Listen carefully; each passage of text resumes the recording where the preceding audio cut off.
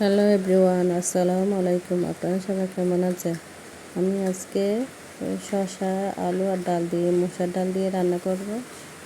ভিডিওটি যদি আপনাদের ভালো লেগে থাকে বেশি বেশি করে শেয়ার করে দেবেন, আমাকে সাপোর্ট করবেন। এখানে আমি রসুন কুচি একটু ব্রাউন কালার হওয়ার পরে কাঁচামরিচ আর পেঁয়াজগুলো দিয়ে দিয়েছি।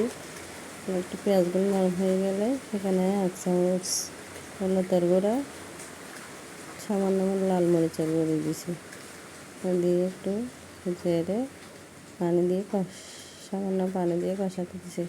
তেল যখন বেশি উঠবে সেখানে মসুর ডালগুলো দিয়ে দিয়েছি। ভালো করে মসুর ডালগুলো দেওয়ার পর একটু ভালো করে কষাতে হবে। নেড়ে দিচ্ছি ভালো করে কষানো হয়ে গেলে, কষানো হয়ে গেছে। এবার আমি শসা আর আলু একসাথে কেটে নিয়েছি, এগুলো ঢেলে দিচ্ছি।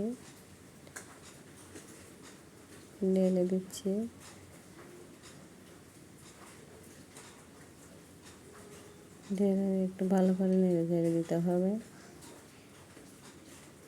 যাতে সব কিছুতে মশলাগুলো লেগে যায়।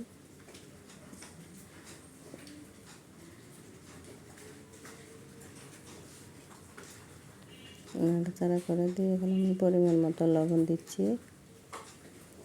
আপনারা আপনাদের স্বাদ অনুযায়ী লবণ দেবেন। আমি লবণ দিয়ে দিয়েছি। লবণ দিয়ে এবার আমি ঢেকে দিচ্ছি।